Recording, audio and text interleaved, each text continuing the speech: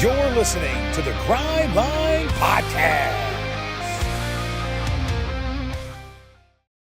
What's up, and welcome to another episode of the Grind Line Podcast. It's episode 358. That's Ryan. I'm Greg. We suck. Ryan, how are you?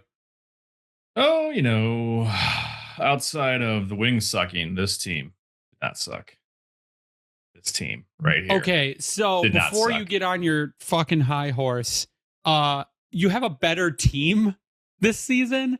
Don't care. And You guys Sharon talked Moore, a lot of shit. I talked a wasn't, lot of because shit. I said at the last episode, Michigan should lose because one, Sharon Moore is a terrible coach and would not let Bryce Underwood throw the ball. Just saying, go Bucks, baby. Suck these nuts. All right, whatever. Other than that, wings suck. Oh, look who decided to join after we started. Tyler's here now. Tyler, Ryan says that Michigan sucks, and they do because they're worse than Ohio State. But Don't. They are, though, now right? you don't want to talk about it now, do you? Don't Mister, wanna- I talk shit all week, all season until the game. Now it's too much, huh? Please tell me why that one dude headbutted the ref. Who cares? Basketball's winning the national championship. Oh, look Hockey how might too. deflect. Hockey Look at might the too. deflection. It We're doesn't an matter. everything school, not just a football school. Michigan football sucks. Okay. All right. Sharon Tonight, Moore sucks. Sharon tonight Moore sucks. we've got And he might get fired. good. We've got stuff to talk about, though. We've got a really, really, really good prospect playing NCAA hockey right now. We have a prospect we all love that is hurt, and we have some charts and goalie stuff. And I mean, I guess we'll just start. Let's just start with, and we're not going to go into it really deep because it's literally the same thing game after game. Either you score goals and you let in all the goals, or you don't score the goals and you don't win. So the Red Wings, since we last recorded, they lost 3-2 in a shootout to the Bruins, 6-3 to the Lightning, 6-3 to the Preds, 4-3 against the Devils. They're on an L4. They can't get their shit together. It's really sad. I didn't think the Bruins game looked that bad. The Lightning game, they were wholly outplayed the entire time. The Preds made the Red Wings look like a peewee team. The Devils game I thought was okay, but it's either they're scoring a lot of goals and their defense can't stop anything and they don't get help from the goaltending, like I said, or they play a really good game, but they can't put pucks in net and they end up losing anyways at the end of the day. And it's really getting sad to watch because you can tell it's wearing on the players. And Todd has basically said, like, look, that we don't have a good enough team to just go balls out and play fancy hockey, but they're trying to go play fancy hockey and it's not working for them. They need to simplify their game, crash the net, get bodies in front. It's the same message every day. And how long is it going to take for them to get it? I don't know. Maybe this is the March crash out happening early on in the season, and maybe that's your best case scenario because of how tight the standings are. Because what is everybody at right now? Still within 5 points. Yeah, of I each mean, we other win. We're between- back up in second, I think. So I mean, that just tells you though. Yeah. So Detroit's at 28 points, 1 point out of Montreal. The wild card is more. I mean, they jump into the wild card. They jump into third place. One or the other right now at this point. So that's with 2 points. If with 1 point tied, I don't have the tiebreak. I'm not going that deep into it, but it's still close enough that their start has definitely anchored like their positioning right now. But at the same time, all of the demons that have been around the last 2+ seasons, especially last year, which led to the demise of Derek Lalonde, it's like, what are we going to do here? And I like with Max's article talking about their skid going into the 25 games of the season. What Todd said is, let me be that make that real clear. They care. In practice yesterday, we did really good practice. They do care, but that only gets you so far. You can only feel so sorry for yourself after these things continue to happen.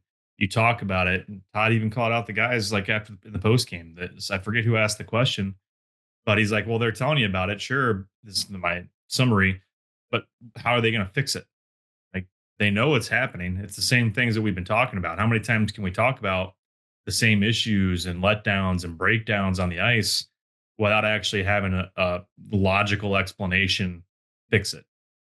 And but the problem you run into like Larkin said in the same article, you focus so hard on not turning the puck over. Don't turn it over. Don't turn it over. And guess what happens? And it seems like they've kind of gone into robot mode with a lot of the stuff they're trying to do. And now they're becoming like, even on the power play, they just look stagnant and predictable. Well, they pass a million times and then one of the passes gets broken up and it goes the other way. It's like they're allergic to shooting the puck.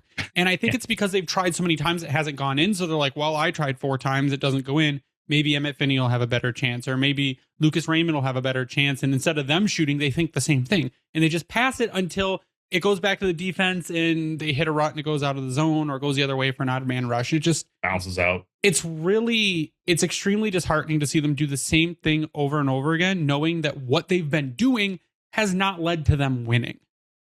Yeah, it's tough to watch right now. The Nashville game was horrible. I got to be honest. The Nashville game I really saw very little of because it was the day before Thanksgiving. I had some probably stuff. A good thing. Didn't miss much. Tampa Bay game, I was actually at a bar watching on my phone. I was at actually the bar that we always watch the Michigan Ohio State game at. I was there a day early, and we watched I watched the Wings on my phone, and my friends watched the Bruins game against the Rangers. And then I did see the end of the Boston game. I mean, that one wasn't that bad. They just couldn't fucking bury on that power play in overtime. No, that speaks to the whole power play. Like, you would think in the recent past, Detroit goes on a 4-on-3 in overtime, they're winning. There was the easiest money to put down and bet on it. They were going to do it. Yeah, because their power play was so hot. Well, it's interesting because you look at where they were, like especially in an OT power play. Typically, they break down the defense. They just keep collapsing until they finally have that quick 1T backdoor or right there in the slot to hammer it home. They were more than happy with Raymond, Cat, Kane, and Sider to stick to the perimeter. Props to Boston for keeping them kind of to that point, but they didn't try to cramp them up. They didn't try to enforce their will, but we're seeing that 5-on-4. We're seeing that at 5-on-5. The shots they're throwing at the net, all 4 losses, they've outshot the opponent. But were they high quality? Not really. And that's, I think, the frustrating part to it. Like the Boston game, Tyler, you called that out. Awful through 2 periods. 9 shots on net in 2 periods. Was Boston playing strong defensively? Sure. But at the same time, when you don't finally, I think it was like 5 or 6 minutes into the third, I think they finally got 11, 12 shots, and I commented on X. And then that's where things kind of just clicked for them. And they started to actually look like an aggressive, effective team that we have been looking and waiting for. But it's, again, the lack of consistency to put that together for even 50 minutes in a hockey game that I think we're looking for. And that's the frustrating part, because what is this team's identity? I can't tell you that right now. Well, early on, it was score on the power play, not so good 5-on-5, and somewhat sound defensively with Talbot playing really good goaltending. And, you'd get your games from Gibson. And now it's like, we don't know what the hell's going to go on from game to game. It's like the PK has slipped a lot. The power play hasn't really been that great all season, and now it's really not good. And then the 5-on-5 has continued to be not so good. I still believe this team can be good. I still believe that this can be a playoff team, but they need to find their way. They need to find a way to get to the dirty areas. And like to Greg's point, shoot the puck when they get on the power play. Hell, shoot the puck when they're not on the power play. Shoot the puck in opportunities to score, especially when you have high danger scoring opportunities. And instead of trying to force a one-timer across crease, shoot the puck or stop looking for the extra pass, just like actually shoot. It's like I said, it's been tough to watch, but hopefully they can get up off the mat tomorrow against Boston. Well, as Nolan Bianchi would state, pucks on net. The problem is they're getting a lot of pucks on your net and they're going in. If you look at the combined goaltender stats, Cam Talbot right now has a 288 goals against and an 887 save percentage. And he's been more on than off this season. He's been the more reliable goaltender. But when you have John Gibson in net, he has a 359 goals against and an 865 save percentage. And he's had 4 quality starts out of his 11 starts, John Gibson. And Cam Talbot has had 8 quality starts out of his 12 starts so far. And it would be one thing if it was like, oh, well, and there have been a lot of deflections in the net, which is part of the big reason that you guys need to clear the crease. Get the guys out of the way, give the goalies line of sight, don't allow tip-ins. That's part of it. And John Gibson, had, to his credit, has not been 100% awful this season. There's been a lot of bad luck. There's been a lot of screen shots. They won't use the body to clear guys. And it hasn't been 100% his fault. But he can't be counted on for a timely save. And there are times where goalies need to do that. They need to go in and they need to steal a win for you. And Talbot's done it. Talbot has been a reason they've won 2-3 of these games because he kept them in it and he made that big save. And sometimes when you make that big save, the team goes, holy shit, we need to go score a goal right now or we're toast. And you don't do it. Another guy that has been doing it, though, is Sebastian Cossa. And I ran a poll on Twitter that says, with Sebastian Cossa on fire in Grand Rapids and Gibson floundering, do you see a call up even with the shaky defense, the defensive missteps? Out of 924 votes, 82% of people said yes. 18% of people said no. Sebastian Cossa was just named Player of the Week in the AHL. Last week went 3-0-0 with a 1.33 goals against and a 9.45 save percentage. He's made incredible saves. He's looked really good on nights where their defense has not been great. And at what point do you go, let's get this guy a couple games, give Gibson a week off to reset his brain, watch from the press box, see what they're doing, and then just chill for a little bit. And a lot of people chime back with, why put Cossa in front of this defense? Why ruin his confidence? If 2 games in front of this defense ruins his confidence going back to the AHL, then there's a bigger problem. I don't think this would ruin his confidence at all. Have you watched that guy play hockey? Dude has the swagger of the entire team in one body. I think that alone would be a game changer. We saw what he came in last season. Are you not watching what Jesper Wallstedt is doing for the Minnesota Wild? And that's irrelevant, but no, but I'm saying like a lot of people online. You're saying as like, a rookie goaltender. Yeah, but a lot of people online are like, oh, well, it kind of like to what Greg just said, like, it's going to ruin his confidence. Like, okay, but what if he comes up and he's the guy and he solidifies himself and it's him and Gibson or him and Talbot? Like, we need to stop. Like, this isn't 2005, 6, 7, 8, 9 in that area where like a goalie takes 5, 6 years to develop. Like, the league is younger now. You see younger goalies in the league all over the place. If he's ready to go and it can help you win games and get to your ultimate goal of getting to the playoffs, I don't see the value in not bringing him up. I don't think it would be a detriment to the team whatsoever. No. It could be, I don't even know if it'd be a detriment to your goalie room because you're not getting rid of Talbot or Gibson. Neither guy is getting waived. No, but you know what, though? It'd be a wake-up call to the goalie room. Like, get your fucking shit together or this kid's going to take your spot. And he might anyways. Well, look at what we saw with 3 rookies making the roster out of camp. They've benefited well from a rookie infusion, especially at the start of the season. It's why I keep leaning into the fact that I guarantee at some point we're going to see Branson Nygaard back in Detroit because the response that he's been able to make while down in Grand Rapids, and also to the fact that he's still number 5 on the team in hits. If he's got a little bit more figured out and you can bring him back in to make an impact, I'm sorry, but he was more impactful, in my opinion, than what Nate Danielson's been to this point, which is kind of hurtful to say to me, but that is what it is. I think the thing with Cossa, too, is the worst that can happen is you just lose games with Cossa instead of losing games with Gibson and losing games with Talbot. Like, and you can see a team sometimes try harder in front of a rookie goaltender so that he doesn't look as bad. They take that extra defensive step. They know he's not a seasoned vet.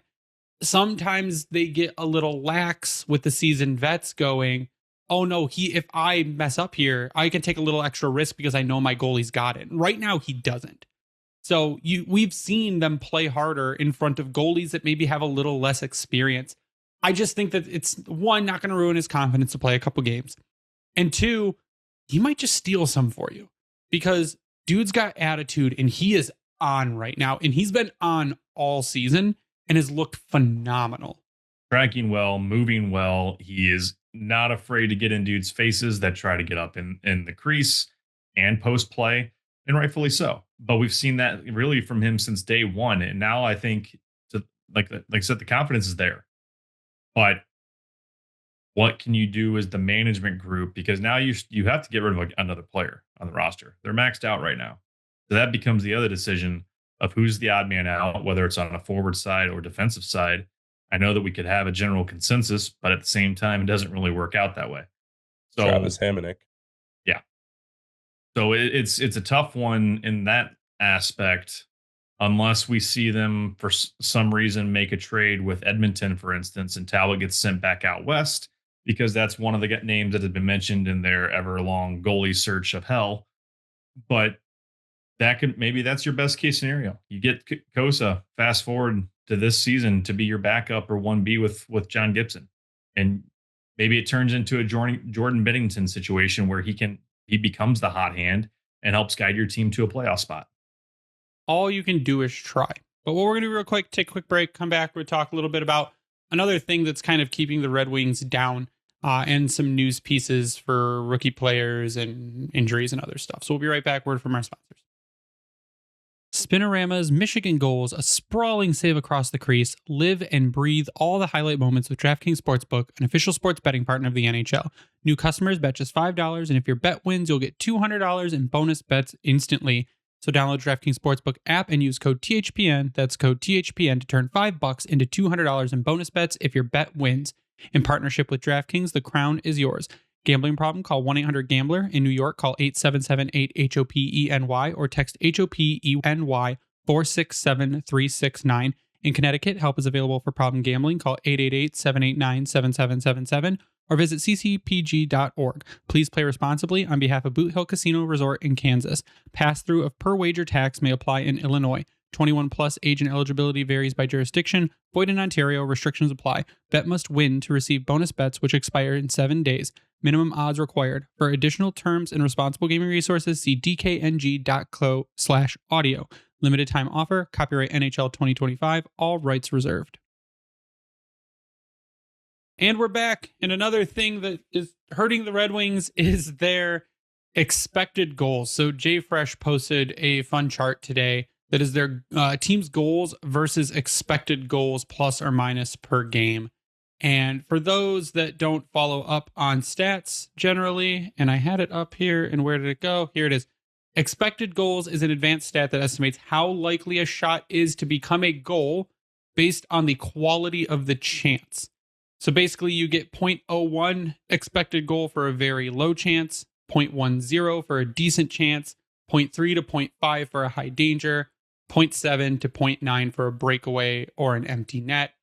And a lot that factors into it is the shot location, like distance, shot type, wrist shot, slap shot, tip or backhand, pre-shot movement, and game context. So rebounds, screens and traffic, rush shots. The Red Wings right now look like they have about the 6th best expected goals plus or minus per game behind Colorado, Tampa, Carolina, LA, and Vegas. But they are missing. They are missing the mark by a huge margin. So they're out-chancing their teams, but they're consistently being outscored, which means they're taking the chances. They're not making shots, and some of that has to do with PDO. Like I said, it's like bad.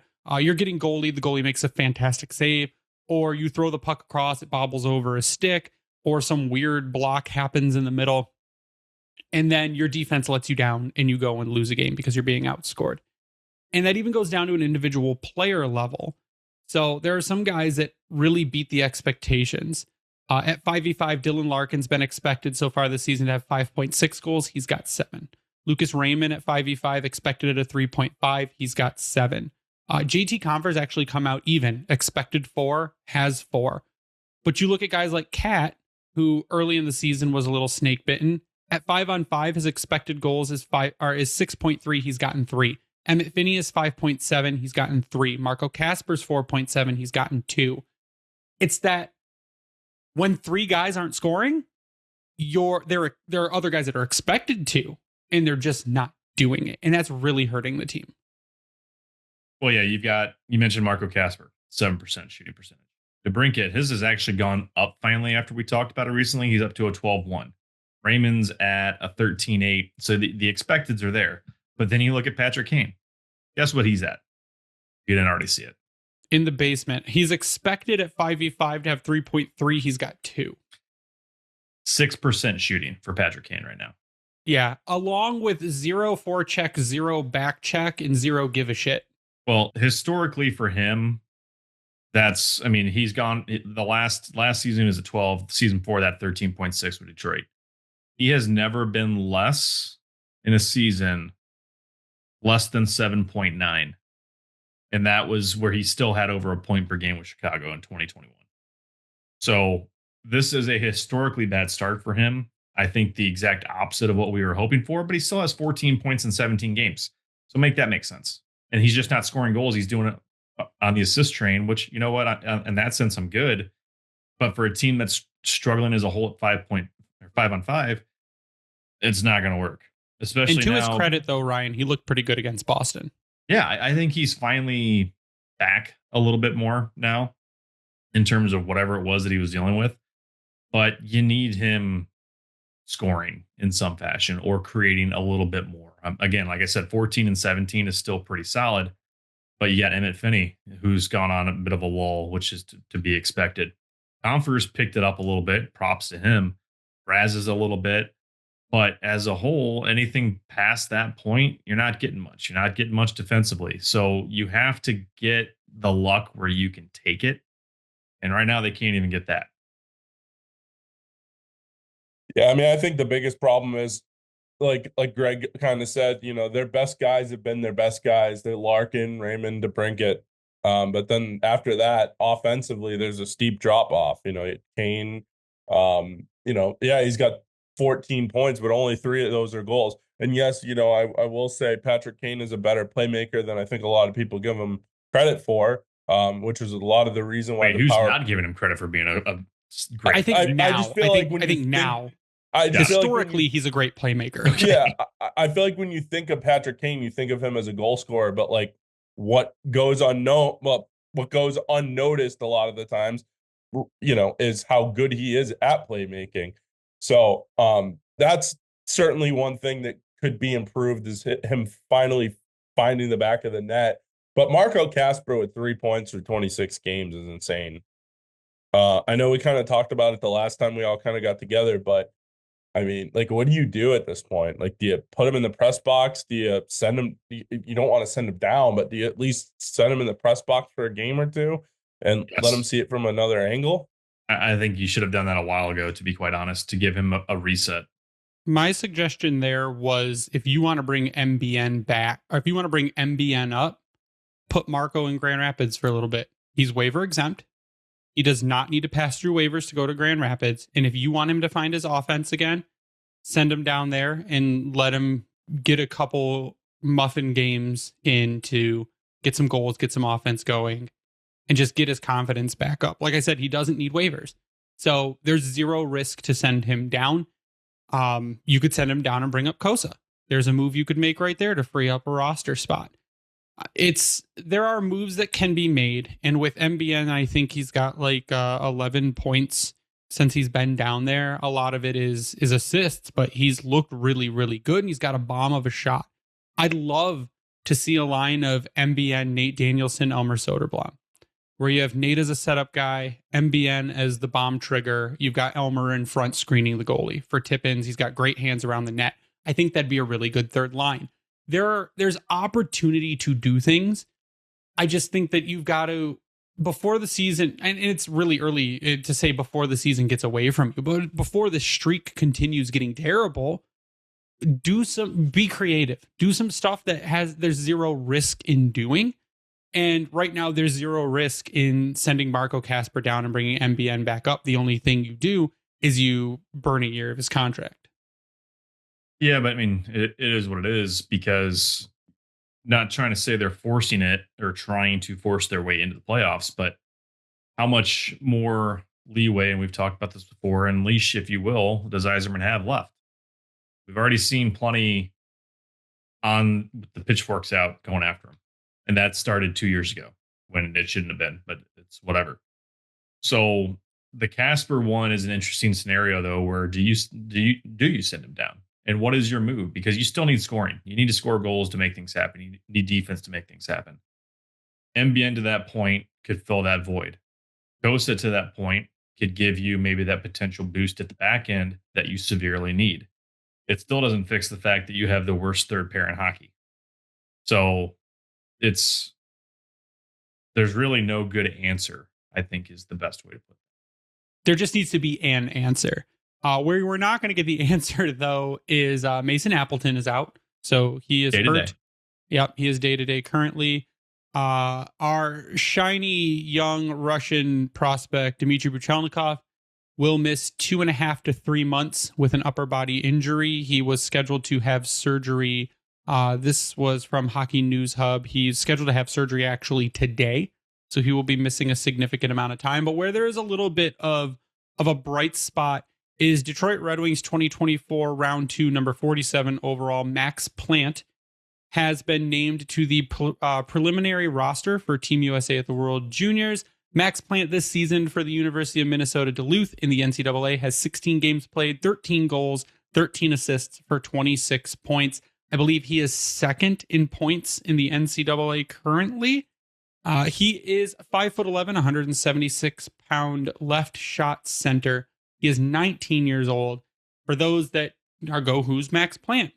From EP's draft guide, Plant is one of the most skilled passers in the draft, especially off the backhand. He feathers pucks through the tiniest of openings. Defensive pressure only empowers him. He takes advantage of assertive defending by ripping a pass right through it. He deceives enough to open lanes, but also knows when to make the quick pass for the counterattack. Your defense only makes him stronger.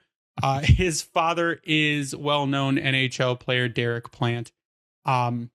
Great news. You want some hope past what's already out there, and hope in guys like Mazer, if he ever isn't made of glass, Amadeus Lombardi, who is actually also currently injured, and MBN. Max Plant is a guy that looks like a very promising prospect, and Team USA thinks so too.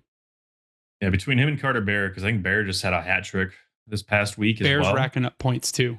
He's crushing it down in juniors. I'll be intrigued to see how things go for him. Obviously, he's healing well, or is healed well. I'm excited to see him in the AHL and what is going to happen there. But again, with Plant, if you got those guys both coming into the AHL roughly at the same time frame, that's a good trajectory for where things are trying to go. But it, as much of a feel good story as it is, it's still not what's the current situation on the ice. Yeah, it doesn't help because us it doesn't today. help there. I know, but whatever. One thing I'll say about Plant is, you guys all know I love the USA World Junior team, and he was on the third and fourth line, killed some penalties last year, had 3 points in 6 games, but I think this year we'll have a bigger role on that World Junior team, probably a second or third line player at this point, and maybe even some power play time. So moving on up in the world, already has 26 points at Minnesota Duluth, had 28 last year at UMD, so he's already pretty much at the level he was at last year. And he had those 28 points in 23 games. 23 games last year, yeah. So it'll be interesting to see what happens when he makes the jump either to the AHL, or if he goes back to UMD for one more year. I mean, you could probably see that. But I mean, it really kind of depends on what the Wings want to do. And I think the Wings have kind of left it up to the player a lot of the times. So I mean, if he wants to see the things through at UMD, I could see him going back for one more year and then coming to play in the AHL in 2026, 27. So I don't know. I mean, we'll see what happens with that. One thing that I just want to kind of circle back to, Ryan kind of talked about Yzerman getting, people giving pitchforks to Steve Yzerman and starting to call for his job and stuff. At what point do you think it's warranted? I think whether we like it or not, it's after this season, depending on what's going on. and I'm not saying fired, but I think there's going to start being serious discourse outside of just the hockey fandom group, and it's going to be higher up the chain with Illich of, hey, WTF, mate, we're not in the playoffs again. How are you going to get me there this year? But then you also have to be like, oh, fun fact there, Chris, you have to write the check. Yeah. I'd say if we're still doing what we're doing now and we're back and forth and out of a playoff spot, maybe 3 points out, and we get to trade deadline, they don't do anything, that's when you really have to worry. And Ryan, to your point about Carter Bear, 20 games played, 11 goals, 13 assists, 24 points. He had the night he had a hat trick. That was my birthday, November 26th. He had 4 points, 3 goals, and an assist. The 28th, he had a goal and an assist. And the 29th, he had an assist. So he's doing very well for Everett. But I want to get your guys' final thoughts before we sign off. We are at time. We're going to start with Ryan because we started with Tyler last time. Go Bucks. Already Ryan 33. Get fucked, Tyler. Go Blue. Final thoughts. No, So defeated. the Wings just need to find a way to be better. They got Boston. We know that they can play with the Bruins. I know the Bruins have kind of had a horseshoe up their ass this season, but they don't have David Pastrnak. They don't have Charlie McAvoy. I know Casey Middlestat just came back off IR, but they're not exactly the greatest team in the world. But Morgan Geekie is lighting the world on fire right now. So they have to find a way to not let that guy score. But, I mean, in all kidding aside, you have to find a way to get 2 points tomorrow night against Boston. That's a reeling Boston team right now with a lot of players out. And fooled me the other night. I know, and you lose the game. You can't lose games to Nashville like they did, and you can't lose games to teams that don't have their players in the lineup. Like Pasternak's a top 10 scorer in the NHL. He might be top 5 in some cases. Morgan Geekie's on fire right now. I don't know if I put him in that category, but he's a damn good goal scorer. So, and Charlie McAvoy is a very good defenseman. A lot of people have him top 10 and on their list of top 10 defensemen in the NHL. So, we'll be an Olympian and everything like that, but you don't have him in the lineup. And so you need to go in and take advantage of that and get 2 points. That's critical for the Wings. Those are my final thoughts. You can follow me on Twitter at SealDog91. Go Blue. Yeah, Morgan Geekie right now is shooting at an extremely unsustainable 28.6%. Is he really? That is insane. He has 20 goals and 6 assists in 27 games played for 26 points, which is insanely crazy. He will come back down to earth because I'm not sure there's been a player in history that has shot at 28.6% consistently throughout the entire season. That's just insane to me. Maybe Wayne Gretzky at some point. I'm not even sure there, but yeah, it's gotta come back down because Boston was never supposed to be this good this season. Gretzky's best shooting percentage ever in a season, 26.7. Yeah, holy so lower than 28.6. His age 23 season with the 83-84 Edmonton. That's nuts. Win at home. A statement win at home. Win like a 6-2 game. A statement win is what the team needs, I think, to get back on track. Plus just Albert Johansson, for the love of God, learn how to play fucking defense. I know you keep getting saddled with a shitty partner, but just stop making dumb moves. That's all you got to do, buddy. Just please stop. You can follow me online at Bringing the Wing, Grindline Podcast, online Grindline Pod. Shout out to the Hockey Podcast Network and thank them for hosting us and spreading us around. Vintage Detroit, which is the only place you should get your Detroit jerseys from and worked on, and where we have an exclusive t-shirt collection. If you go there, click the Keep It Local tab, click the Grindline Podcast, you will find all of our stuff. We would love for you to sub to us on YouTube and turn on the notifications. You'll get notified whenever an episode goes live. Also, like the episodes. Every like you get boosts it in the rankings so other people can watch our dumb faces talk about hockey. But that's going to do it for us tonight. So for Ryan and Tyler, I am Greg. You stay classy, Hockey Town.